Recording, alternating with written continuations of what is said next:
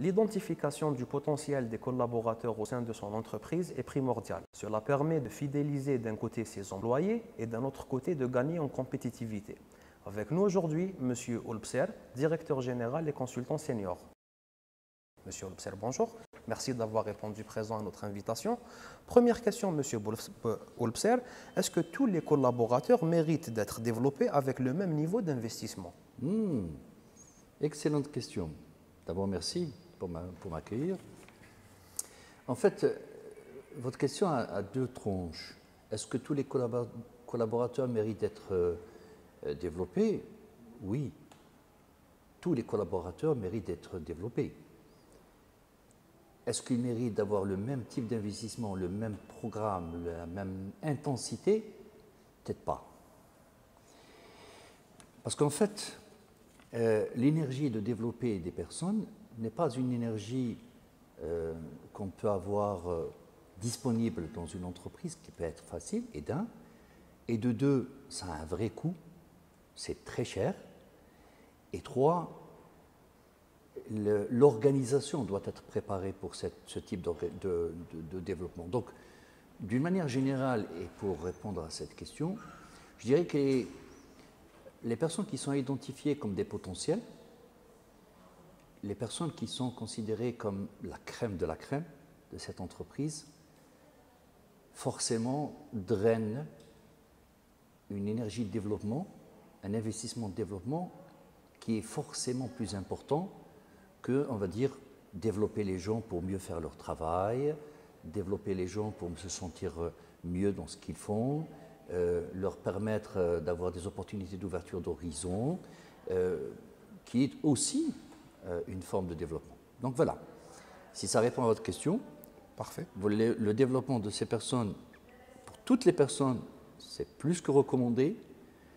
Avoir des cibles précises pour dépenser son énergie, son argent et l'intérêt, ça doit être, encore une fois, ciblé. Parfait, merci beaucoup. Monsieur Olbser, quels sont les outils utilisés pour détecter justement ce potentiel de collaborateurs dans des sociétés bien structurées? J'ai eu la chance de travailler avec de grands groupes algériens et internationaux. Et pour résumer, en fait, avant de prétendre aller sur un développement de potentiel, de personnes, il faut d'abord que l'entreprise identifie exactement quelles sont les compétences qui lui sont pas juste nécessaires, qui sont le pilier d'achoppement de leur organisation. Il y a des méthodes pour ça, il y a, on va dire, des études qui ont été faites pour pouvoir identifier les compétences existantes. Les Américains le disent un peu vite, ils disent on fait notre shopping dans ces compétences. Et je ne citerai pas le nom du grand groupe, mais numéro 1 mondial en pharma, il avait en tout et pour tout 9 compétences. Il n'y en a pas des masses, il y avait 9 compétences. Et chacune des compétences, elle devait être mesurée, on doit apprendre à la reconnaître déjà, à la mesurer, à savoir comment on la retrouve dans le terrain, quels sont les plans qui sont mis à disposition de cette organisation pour pouvoir amener les gens d'un certain niveau à un autre. Donc il y a tout ça. Ensuite, une fois que nous avons ces compétences-là, il nous faut des outils pour identifier l'existant. Et là aussi, il y a beaucoup d'outils qui sont utilisés.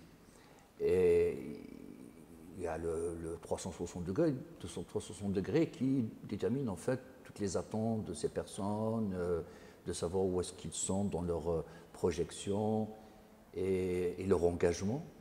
Ensuite, il y a ce encore une fois les Américains appellent le 6-box grid ou le 9-box grid, donc d'autres outils. Ensuite, on travaille énormément sur les coachs eux-mêmes. Parce qu'on a tendance à croire que quand on veut développer quelqu'un, c'est juste la personne, le potentiel, qui est la cible. Ben, pas que lui. Il y a aussi celui qui est censé le développer, celui qui est censé le coacher. Le coaching est une science. Ça n'est pas être avec quelqu'un et discuter, échanger des expériences. Ça n'est pas guider une personne et le monitorer sur ce qu'il fait. C'est une science, à savoir que cette personne-là doit bien vous connaître, donc doit développer avec vous des entretiens, des tests, des mises en situation, et pour savoir où est-ce que vous en êtes déjà, et ensuite identifier avec vous la projection du point vers lequel il faut vous amener, et le parcours qui jalonne le point où vous êtes aujourd'hui vers le point où vous êtes amené, avec des étapes, chacune, enfin des étapes différentes dans lesquelles le coach et vous-même devriez déterminer le niveau d'achèvement de ce que vous avez fait. Donc il y a beaucoup de ces outils-là, mais ça foisonne. Et encore une fois, l'entreprise, après avoir fait son marché, d'avoir choisi les compétences, elle doit aussi identifier les outils qui sont importants, qui ont des résultats significatifs, et identifier les coachs ou les responsables qui devraient, eux aussi devraient être formés pour ça, qui devraient accompagner les plans de développement. Parfait, merci beaucoup, Monsieur Olpser. Dernière question, quel conseil donneriez-vous aux chefs d'entreprise pour réussir justement à identifier les compétences? On parle d'identification de compétences. Quel conseil donneriez-vous aussi bien pour les collaborateurs juniors qui viennent d'être recrutés ou pour les plus expérimentés? Vous savez, les 10 dernières années, je les ai passées pratiquement à essayer de formaliser justement votre question et de dire qu'est-ce que moi j'ai fait pour les quelques 5 ou 6 personnes que j'avais identifiées dans les différentes organisations et qui sont amenées d'une situation où ils étaient, et ils étaient bien, vers des situations qui, certaines fois, étaient totalement différentes de ce qu'ils croyaient pouvoir faire. Et sur ça, je me suis un peu appuyé, pour ne rien vous cacher, sur ma propre expérience, parce que j'ai été quelqu'un aussi qui avait besoin d'être formé, et je me rappelle d'un certain nombre de leviers dans ma vie qui ont été, comment dire, la porte qui m'a permis de m'améliorer.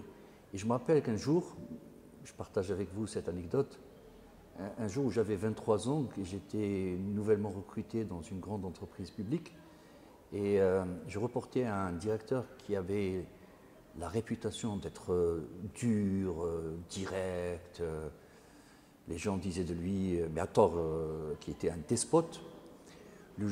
Un jour où il s'est tu pour m'écouter parler, pour attendre que je termine mon idée, et que je le sentais prêt à changer d'opinion grâce à mon argumentaire, ce jour-là a changé ma vie.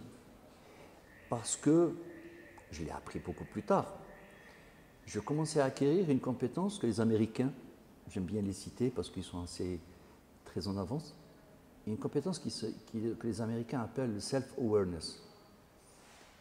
Cette compétence qui vous permet de vous connaître de l'extérieur, de savoir comment vous êtes vu, comment vous êtes regardé, d'être sensible aux attentes des autres vis-à-vis de vous, et donc de vous y préparer. Ce jour-là, je savais que si je devais ou si je voulais gagner l'attention de cette personne-là, il fallait que mon argumentaire soit préparé. Et donc j'ai beaucoup travaillé dessus. Et pour revenir à votre question, quel conseil je donnerais aux dirigeants? Ces dirigeants-là qui sont regardés comme étant des, comment dire, des personnes, beaucoup de gens attendent d'eux de l'aide, et ils sont regardés un peu comme certaines fois comme des divinités.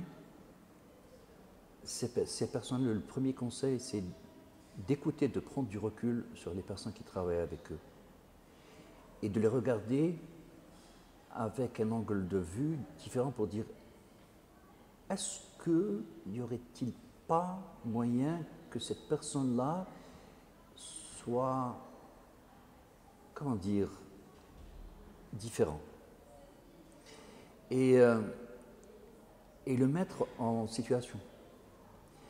Le deuxième conseil que je donne à ces dirigeants, c'est de ne pas hésiter une seconde à déléguer.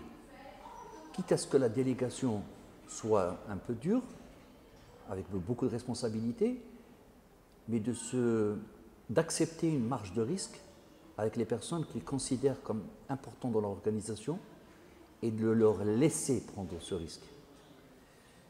De les suivre, de les aider là-dedans, mais de ne pas les casser, de ne pas leur en vouloir si tant est que la première expérience n'était pas positive. Et puis, en général, si un dirigeant a vraiment envie d'avoir des gens qui sont compétents chez lui et qui les retiennent, il va falloir qu'il s'entoure avec des personnes qui sont suffisamment capables pour pouvoir développer les plans qu'il faut et les challenger dessus. Vous comprendriez que je n'ai pas une recette toute faite, mais c'est vraiment le fond de ma pensée. Merci beaucoup en tout cas. Merci Monsieur Olbser pour toutes ces informations, pour tous ces conseils justement donnés aux chefs d'entreprise. Effectivement, l'enjeu est de taille, savoir identifier le potentiel de ces collaborateurs et justement les développer permet quand même de gagner en rentabilité. Merci d'avoir répondu présent. Nous vous donnons rendez-vous pour le prochain numéro.